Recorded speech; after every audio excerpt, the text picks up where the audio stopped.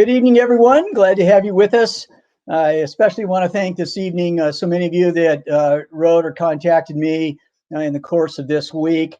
I still am offering the syllabus and the mileposts and revelation article that I wrote for you. Just come to my email address and I'll send it to you. But I had quite a response. I think I broke my own personal record, I guess, for YouTube broadcasts, and appreciate each and every one of you for that. I'm going to go ahead and get immediately underway, as we've got just a tremendous amount of information to try to cover this evening. So it's going to be very fast. I can certainly warn you on that. Let's start with just the realization that this particular class is yet another of rigging the ship kind of classes. Now, I've still got a little ways to go just getting set up with the mechanics of all of this.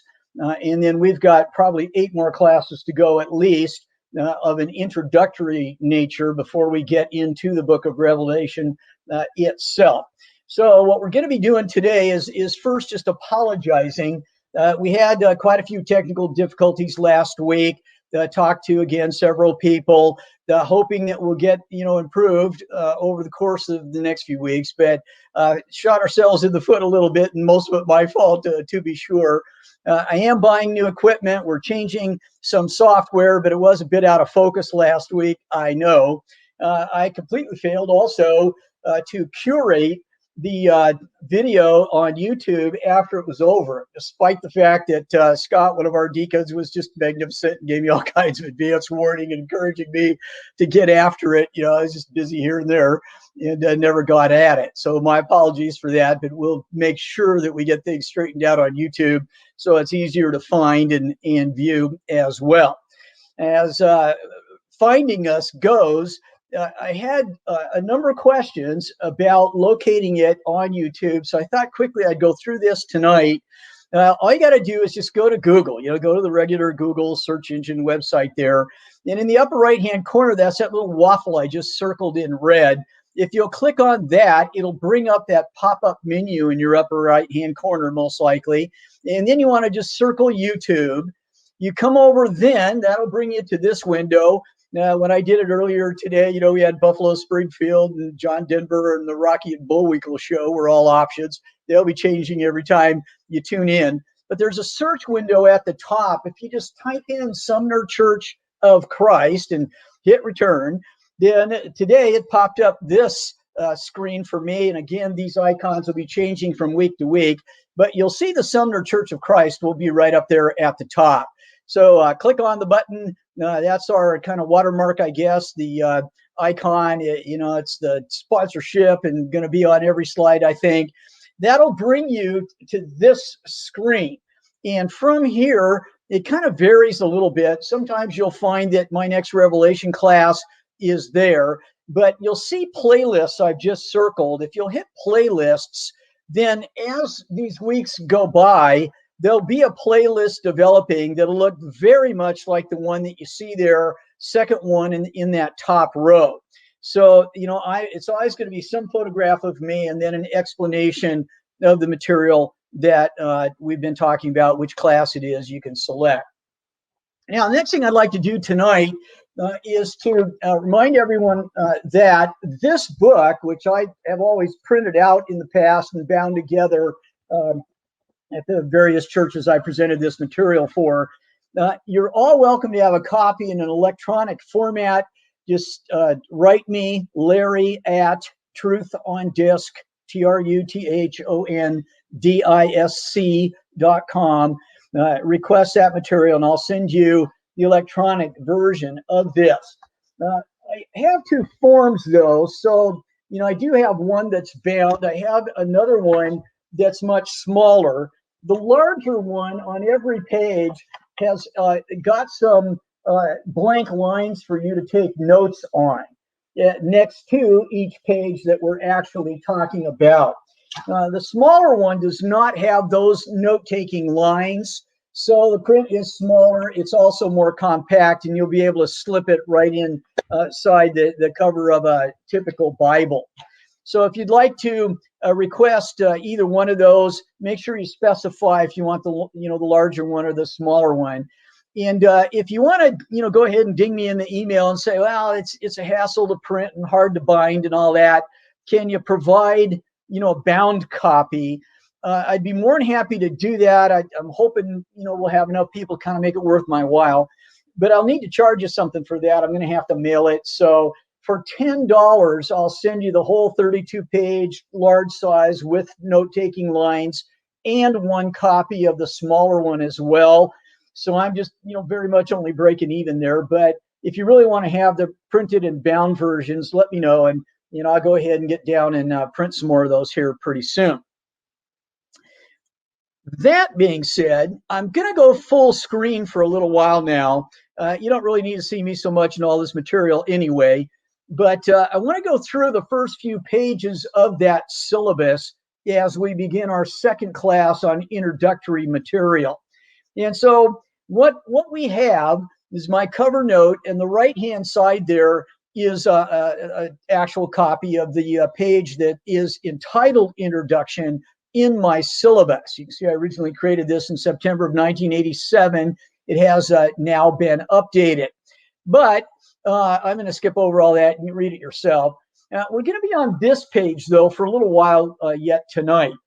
I do recommend a total of actually 5 books and a couple of other things that you might consider purchasing. Some of you already have, as a matter of fact, I was told this week. And the first one there is called The Avenging of the Apostles and Prophets. There will be extremely little that I'm going to be presenting to you that I didn't get from Arthur Ogden, whom I met personally in 1987, with whom I studied at length in a verse-by-verse class that he taught, which I also recorded as I found that material so fascinating on VHS. That's the cover of the book right there. It is the best of all the commentaries, I think, currently. It's not very big. You can get it in paperbacks, not very expensive.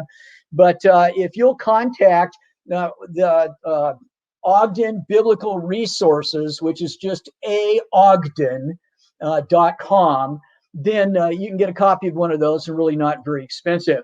The second listing that I have under suggested studies is called The Wars of the Jews. Next to only the Bible, I believe this is the most important book that all Christians should read. You read your Bible first, then you get a copy of Wars of the Jews. A recent translation by a living Jewish scholar is this one, Josephus, the Jewish War, by Gallia. I hope you can see it at the bottom of the cover there. Gaalya Kornfeld, Cornfeld. He did a masterful thing in creating a coffee table-sized book, National Geographic glossy pages, color photographs, black and white photographs, and an extensive commentary on the first century Jewish Pharisee who watched the temple fall and the siege of Jerusalem before it, as he had been a Jewish general fighting the Romans at that time. And so Josephus writes about what he saw at the end of Jerusalem, and especially the temple. Gallia Kornfeld translates that from the original into English, adds an enormous amount of commentary and photographs. It's just the best version to have. Buy a used copy on Amazon. You can typically get it for about $40. You may see listings for over $300. $40 is what you're looking for. The next book I want to highly recommend is called Before Jerusalem Fell, Dating the Book of Revelation by Kenneth L. Gentry. Kenneth Gentry, I'll recommend 2 books of his. Kenneth has written this lengthy book about all the evidences internally and externally for the book of Revelation's writing. When did John write the book? Now, I've often said this, a lot of times I've said this, I say it again tonight. Anybody who has not read this book and then forms an opinion on when John was on Patmos, who put him there, and when he wrote the book of Revelation, that person has formed an uninformed opinion. This may not be the best book ever written before Jerusalem fell, but on the dating of the book of Revelation, I think it's the single best source you can go to hear both sides of that argument. You haven't read this book, then you don't have a very well-informed opinion of when this book of Revelation was written. You haven't really seen all the evidence, most of the evidence, or the best evidence. So you might want to think about that. But I've got, a little bit better option for you, maybe. This book, Before Jerusalem Fell, has also been turned in to a DVD. So if you want to go online, look for Kenneth Gentry's Before Jerusalem Fell in a DVD format. That'll be a lot shorter, but of course a lot more visual. Some of you may prefer that approach. But even better than that is the number 4 listing in my syllabus for suggested studies. It's this book called The Beast of Revelation. I think the cover's changed a couple of times. This is the way my personal copy looked a few years back. The Beast of Revelation by Dr. Kenneth Gentry. This is 2 books under one cover. The title is even actually a little bit misleading in that regard. You would think it's all about that last verse in Revelation 13 and who does the 666 represent. But only half the book is devoted to that. The other half is a condensation of Before Jerusalem Fell. So if you buy The Beast of Revelation by Kenneth Gentry, it's a twofer. And that's really the one to have. It is a not, stripped down so much that it's not adequate discussion of the major arguments on the date. And it's a great discussion of the Revelation 666 number. So, I suppose if you can only buy one book on my list, well, get Ogden's book, The Avenging of the Apostles and Prophets. Buy this one, second or third, depending on how deep you want to get into the history, and then come over onto those 2 topics. Next, I'll suggest for you Gary DeMar's excellent work, though there are very many that are like this. I'm just picking one of them. Gary DeMar's Last Days Madness, the obsession of the modern church, thinking that the end times are our times, any day now, as so many religious groups have been teaching since the 1800s, particularly in America, Seventh-day Adventists, Jehovah's Witnesses, just so many. And so this gives you a much larger overview, I guess, of end times prophecies. Highly recommend that. Got quite a bit to say about the book of Revelation. One that I did not put into my syllabus, but I would like to highly recommend, difficult to find, is called The 70 Weeks and the Great Tribulation by Philip Mauro. This is actually a study of the book of Daniel, of course, and that small passage about the 70 weeks, but one of the more difficult passages in Scripture. So, I'd highly recommend that you get this, though, for your Daniel studies, and it'll serve you well in Revelation also. So there's my suggested study list.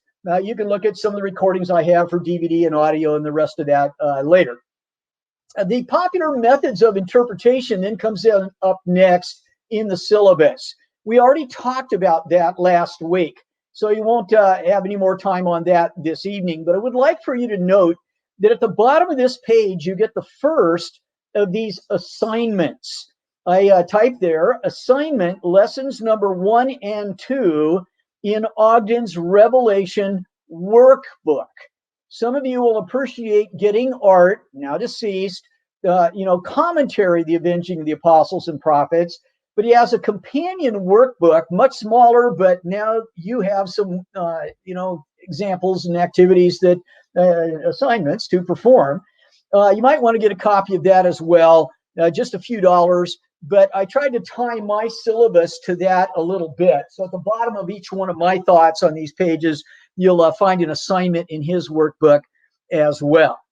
Now, for just a minute, I guess I'll come back over here, and remind you that I really am still teaching this class. So last week, believe it or not, one of the first, I guess it was the very first comment I got about why we were not getting the high definition quality we wanted out of the recording was that I had worn a striped shirt, and that really wreaks havoc, I guess, on the compressions that these data files have to go through. So I promise I'd never wear another striped shirt while we're videotaping here. I'm hoping, Jeff, then, for your sake, that the tie is not too loud. I love my loud ties.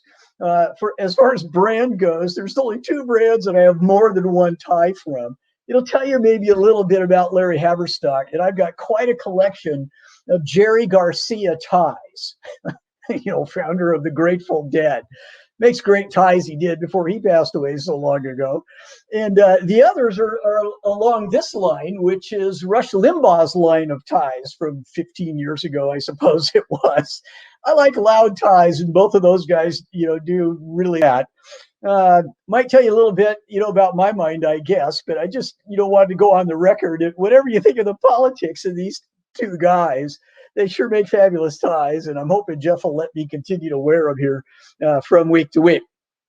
So for a little bit, we'll go double screen here.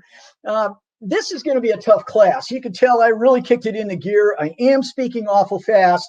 Those of you that get the MP3 recordings of this later, you can slow it down maybe. But we're going to be talking about when the book was written. Dating the book of Revelation's authorship has proven to be, I believe, the single most misunderstood and single most derailing topic for properly understanding Revelation that there is.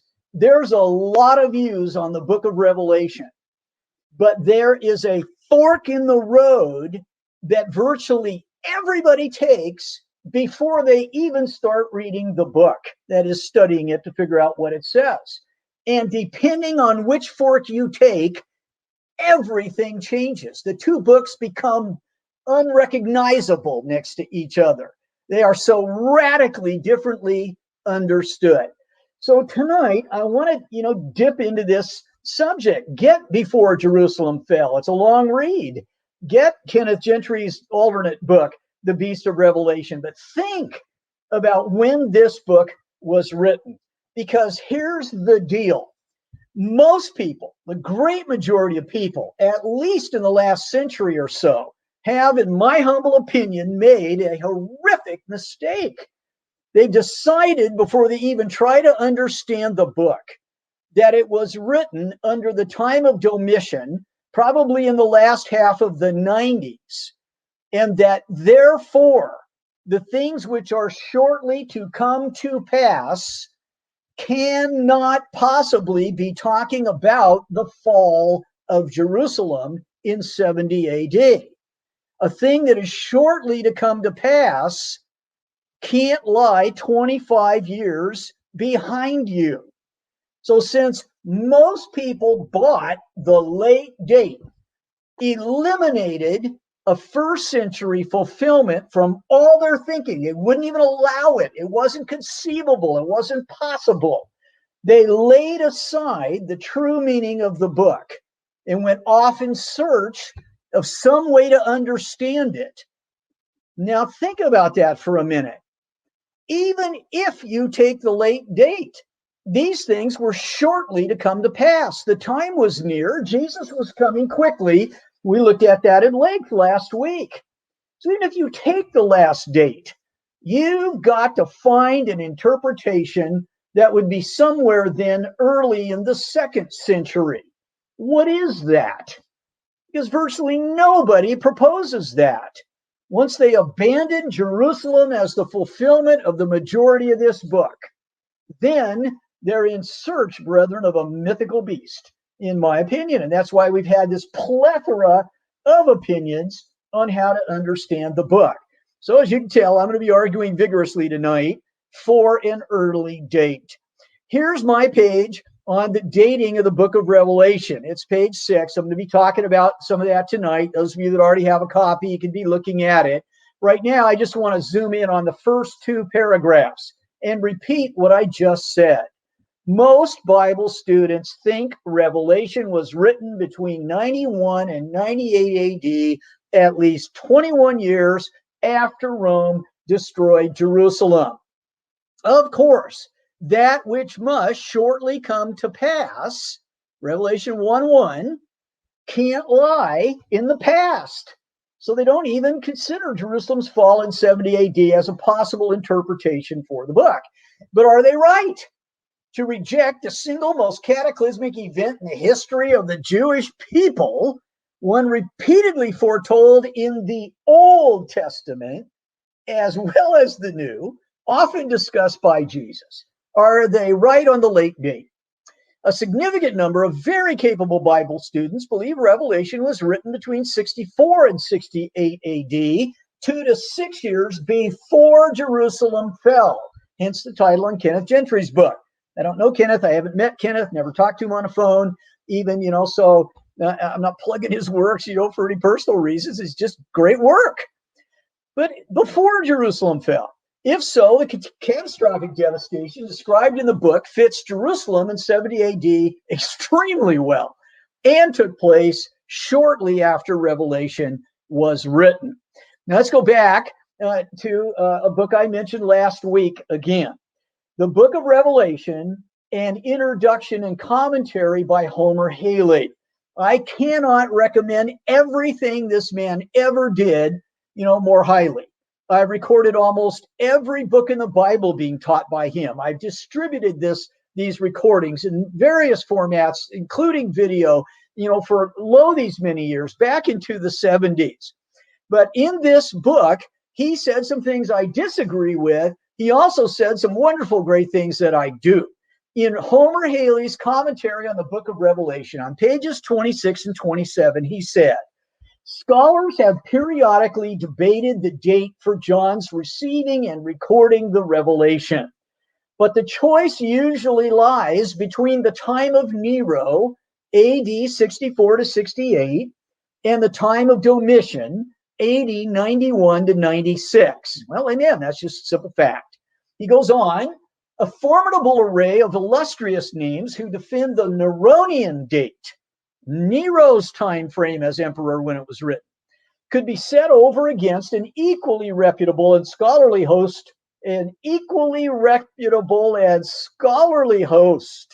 of defenders of the Domitian date. But this array of names would not resolve the question. Amen. After considering arguments for each of the positions, that's Homer Haley, believe that the weight of evidence favors the late date, AD 91 to 96, though there are some strong but inconclusive arguments for the Neronian. Homer was conflicted, and rightly so. It's a formidable array of illustrious names who defend the Neronian date. It is a formidable array of illustrious names that defend the Domitian date. Which one's right? So here's my dating the book of Revelation again. If you're following along with me at home, at all in that, this time, look to the last part of it at the very bottom there, where it says, many extremely, why did that go blank? I wonder on my screen. Give me just a second here, brethren, to try to figure out what I'm looking at, because it doesn't seem right. There we go. Many extremely talented scholars accept and defend the early date. Gentry, again, same man, lists 136 men. F.F. Bruce, Adam Clark, Alfred Edersheim, J.W. Farrar, Philip Schaff, J.B. Lightfoot, Edward Young, Foy E. Wallace, many of you will know, a member of the Lord's Church, Westcott and Hort embrace the early date. Do these men represent shoddy scholarship? Are we to accuse them of a personal bias or hypocrisy? Should their testimony be ignored, discounted, or denied because it's not the majority opinion? Well, it isn't the majority opinion, but it's getting there. Are these men wrong by virtue of their refusing to go along with the most popular belief? No, you're not wrong because you don't join the majority. So we got to think about this. Here's a copy from 1881 of your original New Testament in the original Greek by Brooke Foss Westcott and Fenton John Anthony Hort. These men, with an introduction in this edition by Philip Schaff, considered by many, maybe most, as being the foremost church historian ever. These men, all of them, are men who endorse the early date that I'm defending. So it's pretty evenly split. Just because you're not necessarily in the majority doesn't make you right or wrong. Here I'll quote again from Homer, pages 26 and 27, Philip Schaff, who accepts and defends the earlier date, has said of John's exile to Patmos and the disputed date, quote from Philip Schaff now, external evidence points to the reign of Domitian in AD 95. That's what Schaff said. And, I think there's a lot of truth in that. That does seem to kind of tilt in favor of the late date if you look outside the book of Revelation at what is external to the pages of your Bible, to the uninspired commentators and writers and historians. Then the external evidence from uninspired men would seem to favor AD 95. But there's another sentence in Homer's commentary. Internal evidence to the reign of Nero, or soon after his death in AD 68. So the external evidence points to Domitian, but the internal evidence points to Nero, a writing of the book when Nero would have put John on Patmos, not Domitian. So let's talk about dating the book of Revelation. Now, for just a minute or two, I'll go ahead and stay on screen with you. I know it can be a little unnerving, I guess, to just watch slides go by. I'm still here, but I've done a lot of work on these slides, and I'm hoping that they'll help you quite a bit. So we'll go back, to full screen again here pretty quickly, probably. But have a look at this. We've just said and seen, and everybody agrees, there are really only two, valid, respectable choices. Before 70 AD and after 70 AD, about 30 years apart. These are our two choices. Now, in Revelation, chapter 2, verse 10, chapter 6, verses 9 through 11, and chapter 13, verse 7, and other places, there is persecution of the saints. For my terrible pace I have to keep tonight, I'm not going to read those. You can read them later. Revelation 2:10, 6:9 through 11, 13:7, and others. We're considering external evidence. Well, there's persecution internally in the book, but the external evidence suggests, or is thought to be, Roman persecution. Persecution by the Romans of the saints. That's attributed, by the way, to Domitian. Neglecting, ignoring, not placing enough emphasis or value, I think, on the persecution of Nero. So there are assumptions being made that this persecution of the Christians by the Romans should be Domitian's. But here's my and everybody else's answer, guys like Philip Schaff and the rest. The Jewish persecution of the saints began much sooner, began immediately. The Jews persecuted the Messiah to death, and then the Christians. Maybe that persecution is an earlier persecution and a Jewish persecution. Jewish persecution was empire-wide. Wherever a Jew became a Christian, he was in trouble throughout the Roman Empire. And even so, brethren, Nero is the first Roman emperor to persecute Christians. That's just an undeniable, unquestionable, well-established historical fact. That's the truth. Now you can argue about, whether or not it was worldwide and all the rest of that kind of stuff. The first Roman emperor who ever persecuted a Christian was Nero. Now, in Revelation 13, verses 3 and following, which I'm going to put on the screen and leave you now. I'm going to go back for a while, to full screen on the slides for those of you who may not be able easily to handle a Bible, and I know that is often the case. And so I'm just trying to help everybody here. I'm going to put all these passages up on the screen. On the left, you'll see we're considering still external evidence. We're going to read first, though, Revelation 13, verses 3 and 4, which says on screen, the whole earth was amazed and followed after the beast. They worshiped the dragon because he gave his authority to the beast. And they worshiped the beast, saying, who is like the beast? Who is able to wage war with him? So there is worship of a dragon and a beast.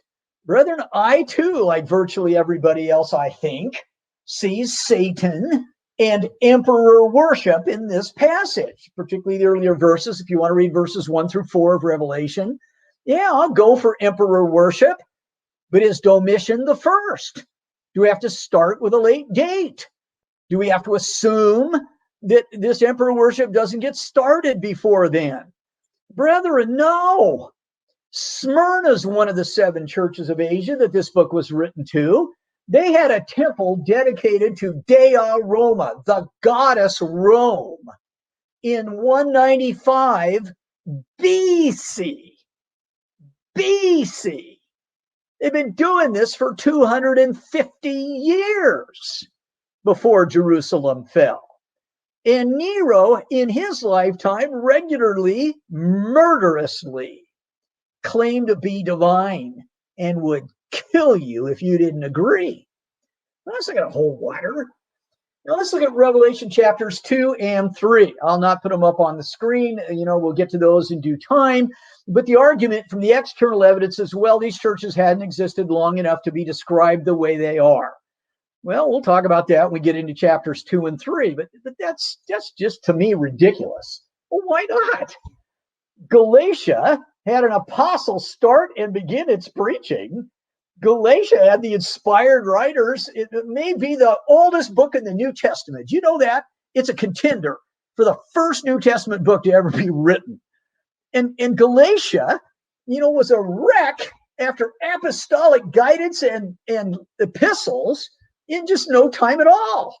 Why can't these churches fall away and lose a first love in a matter of a few years? Galatia pulled it off. How come Ephesus can't? These external evidences have answers, which you'll see more thoroughly perhaps in Before Jerusalem Fell. I'm not going to develop here today. I'm just going to say, if you haven't heard the answers to those arguments, I believe those answers are powerful, moving, convincing, persuasive.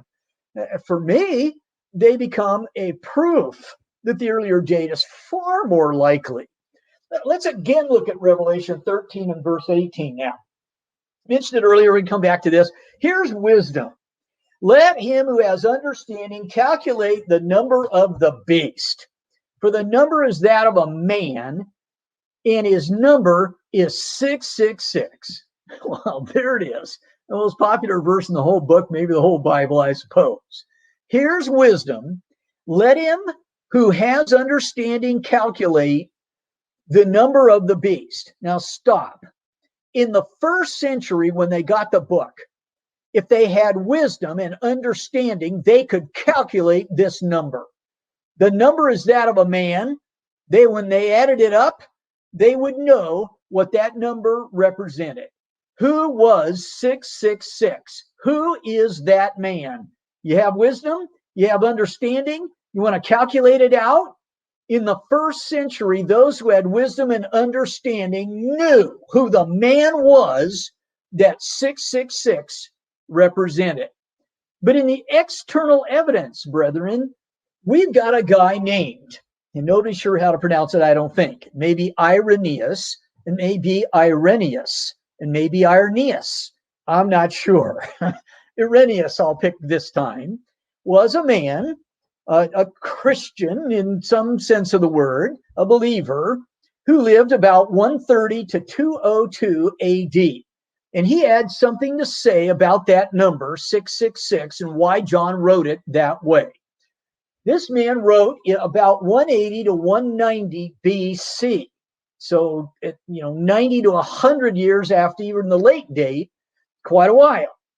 And he is quoted then by Eusebius around 300 AD. Eusebius' writings are very interesting. You know, one of the early church historians, very fascinating author, highly recommended. About 300 AD, he's going to quote Irenaeus. Here's the quote. If it were necessary to have his name, the name that 666 represents, if it were necessary to have that man's name distinctly announced at the present time, 180 to 190 AD, it would doubtless have been announced by him who saw the apocalypse. For it was not a great while ago that, you'll now have to choose, it, the book, or he, the man, was seen. But almost in our own generation, almost in Irenaeus's generation, almost in 180 AD, toward the end of Domitian's reign. Well, now this isn't making any sense in some respects. First, Domitian's reign is 96.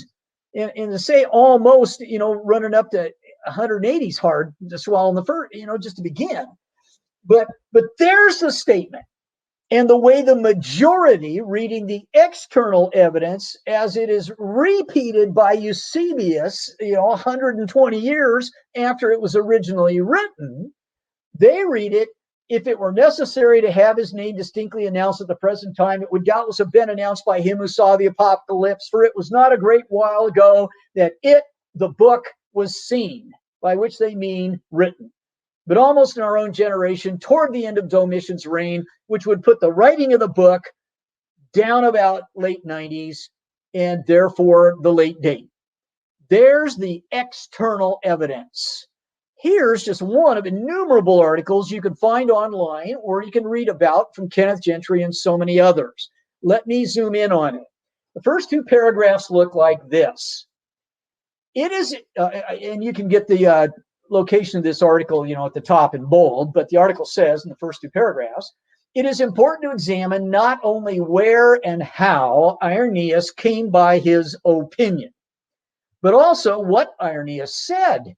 Because as you will shortly see, it is possible that his testimony has been misunderstood. The statement that Irenaeus makes consists of a testimony about the number of the beast, 666, in Revelation 13:18. A translation from the original Greek is as follows. When you translate, you get slightly differences. So this person's translation is a little bit different than the other one I just read to you. Here's the quote. We therefore do not run the risk of pronouncing positively concerning the name of the Antichrist. For if it were necessary to have his name distinctly announced at the present time, it would doubtless have been announced by him who saw the apocalypse. For it's not a great while ago that it, or he, was seen, but almost in our own generation toward the end of Domitian's reign. Now, I'm going to quote from the middle two paragraphs, if I've zoomed in here, of this same article. In this passage, it must be noted that the subject of the verb was seen is ambiguous in the Greek language. And it may be translated, that is, either it, referring to the apocalypse, the book when Revelation was written, or he, referring to John himself. So the slender thread surfaces. If one chooses to select it, meaning the vision, we have the apocalypse being written at the later date. If he is chosen, meaning John, then the apocalypse is written at the earlier date because he, John, would have seen almost in our own generation. Quite a situation to base your entire end times prophecy doctrine on, would you not say? I am convinced that what Irenaeus was attempting to communicate was something along the following lines. John would have announced the name of the Antichrist if he wanted to, because he, John, was found during the reign of Domitian. Well, if John, I'm now interpreting this man's last statement, if John had lived to the reign of Domitian, he may have written earlier, and he could have told them what he meant earlier when he wrote the 3 digits 666. So if he wanted to communicate it to those people then, near Domitian, under Domitian, he himself could have told them and written the book 30 years earlier. Now, let's zoom in on just the last 2 paragraphs of this article. In another place, this is big, my friends, really big. In another place in the writing of Irenaeus, the same man, and you won't see this very often. This doesn't come up in the external arguments. The majority don't seem to be putting much weight on this one. I start again. In another place in the writings of Irenaeus, again writing about the number 666, he seems to indicate an earlier date for the dating of Revelation. In his 5th book, he writes the following, quote, "As these things are so, and his number is found in all the approved and ancient copies," end quote. Domitian's reign was almost in Irenaeus' own day. But now he writes of the Revelation being written in ancient copies.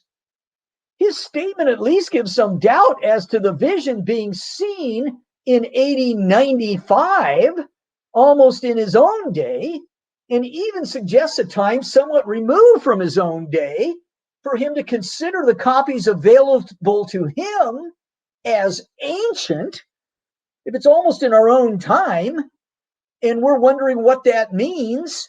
Was it the book or the man, John? And then other places he says the book is ancient when it's John that he's talking about. The book's older. Several, was written before, and John's lived to an old age.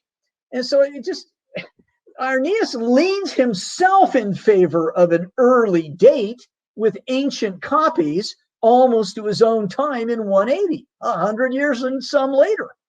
Several of the church fathers, continuing this quote, of the 3rd and 4th century speak of John's writing Revelation in connection with his banishment to the Isle of Patmos, which they fix as the reign of Domitian. Yet, some of them are unclear between Nero and Domitian. Clement of Alexandria says John was banished by, quote, the tyrant, a name appropriate to either, that is, either Nero or Domitian.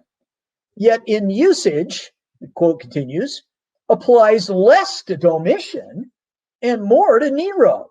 Now, these are important names, well-known names, towering names, if you know anything about Roman history. Tacitus, Suetonius, Pliny the Elder, the Roman satirist Juvenal, all of whom predate Eusebius, and therefore his secondhand quote from Irenaeus, call Nero the proverbial tyrant. That makes him a preeminent tyrant, a notable tyrant, a big-time tyrant. So even in the face of Domitian and all the bad he might have been, Nero's proverbially tyrant. These are things for us to think about. Now, just for a minute, again,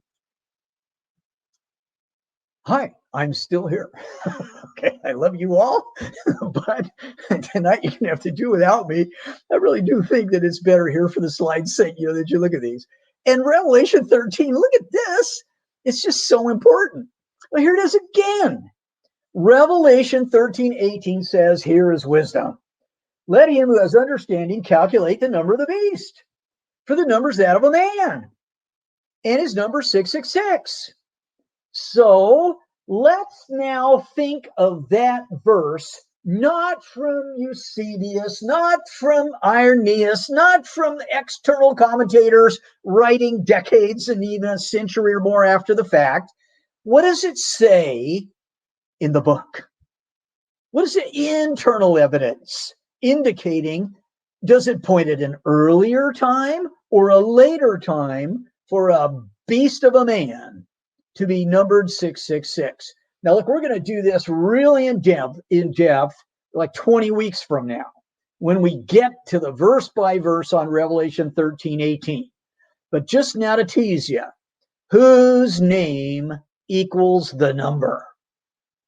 The common usage Neron, full name, I didn't even give it all, but Nero with the N on the end is going to add up to the 666. And they used it constantly in the first century. His name does add up to 666. We do need to remember that these people could calculate the number.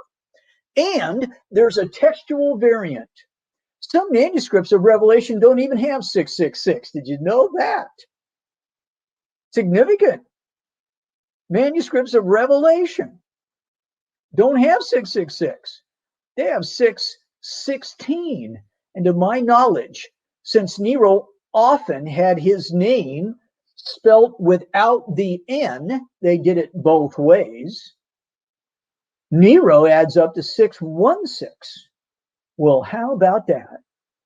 His name is the one name that would account for a textual variant, where some tired copyist knows it's Nero and accidentally put 616, that spelling, instead of 666, which is the other spelling for the man. What do you know? He fits. The internal evidence does fit Nero. He had better be one of our candidates. Now, you saw these verses last week. We looked into Revelation's first 3 verses. We looked at 5 different places in the last chapter, and we found that this book was soon to come to pass. That's internal evidence. I think that internal evidence will certainly be seen in the things that are said between these verses. So we'll deal with that, later and some more in detail at each verse. But right now, that's an internal evidence. It had to be somewhere in the first or immediate second early century. So let's look at some others here quickly as we bring this class in the last quarter of it up to an end. Internal evidences now. We're going to continue for a while. We'll look at a couple of externals toward the end again, but let's talk about internal evidence. What does a book say? Revelation 17:9 through 11. Here's the mind which has wisdom.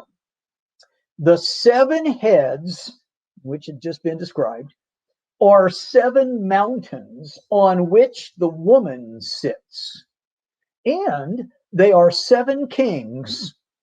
5 have fallen. 1 is. The other has not yet come.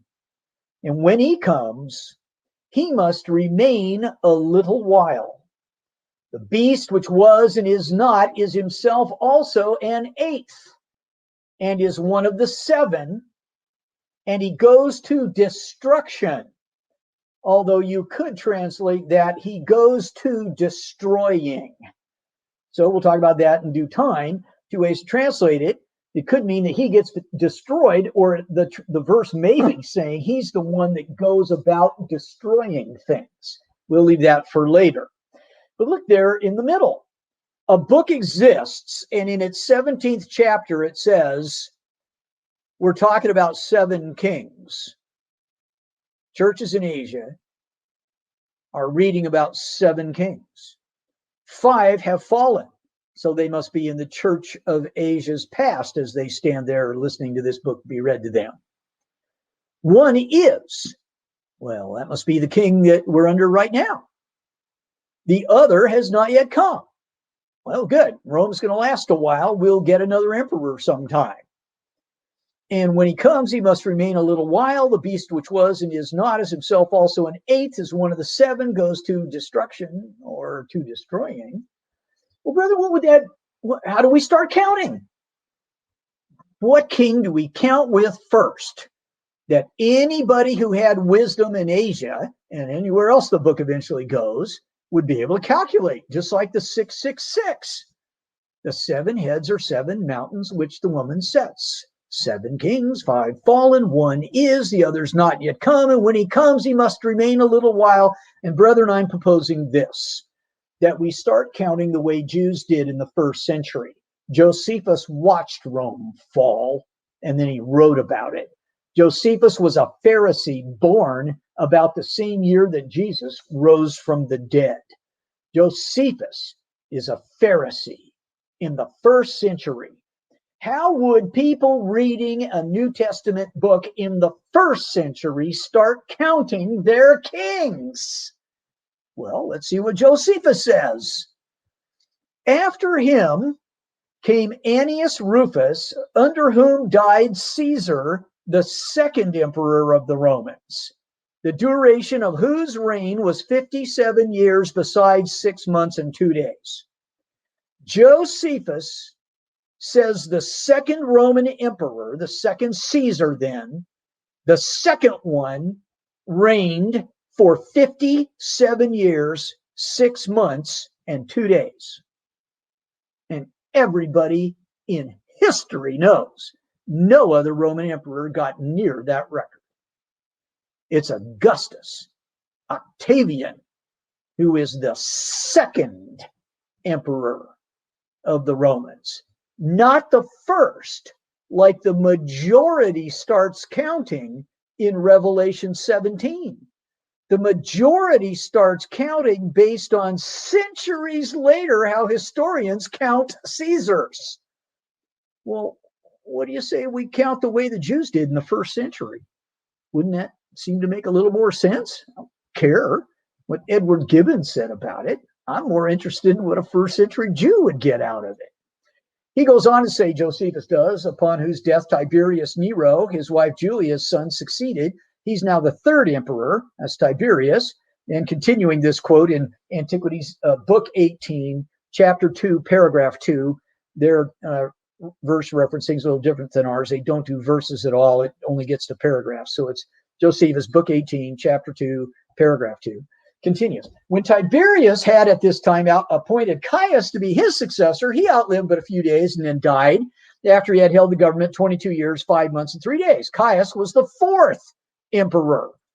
That makes Caligula, Gaius, and Caius, 3 names for the same guy, the fourth emperor. And it makes Julius Caesar the first, not Augustus. They counted from Julius. We'll see it when we get there.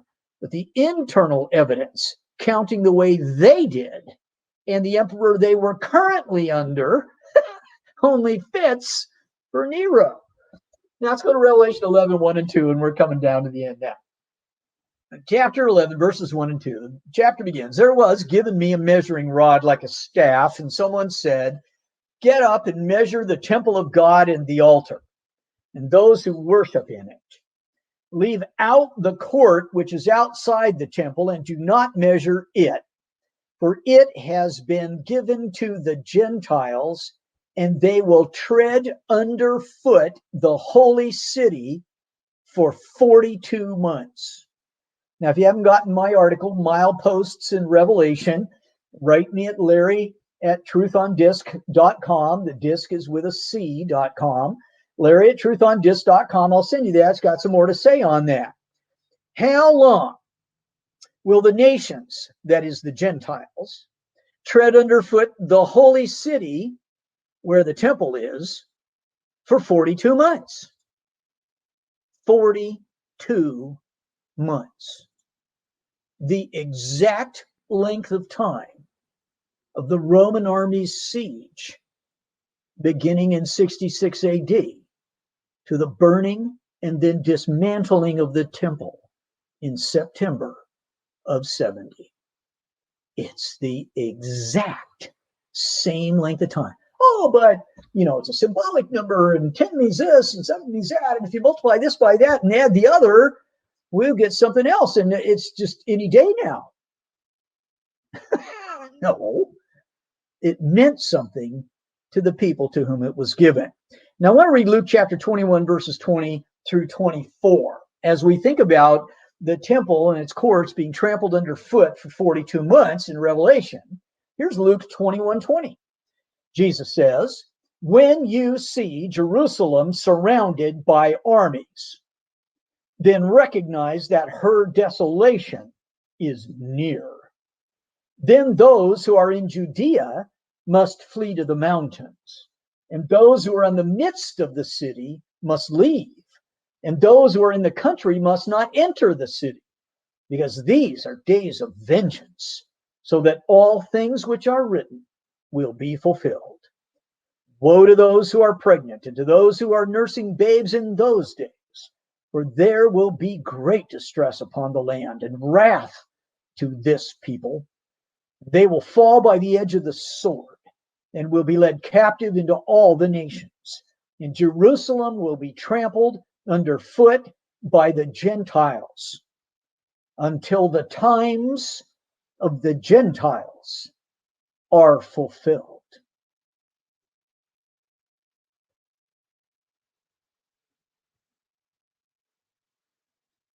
You think that might be 42 months? Huh? Could it be? Is it a possibility we must ignore because late date? Most guys say that, so it can't be Jerusalem. If you pick the external uninspired evidence over the internal evidence of the book and its corollaries in the Gospels and everywhere else, well then sure. It could have been 100 years after Revelation was written. It could have been the fall of Rome in 476 AD. It could be who knows what all the way down to today. Brother, I'm recommending, and we're going to study in a whole lot more detail in lessons soon to come and later to come as well. At the times of the Gentiles trampling underfoot the holy city was 42 months. That's only been done one time, a long time ago. Okay, let's go back now, full screen, in this manner. Revelation 11:8.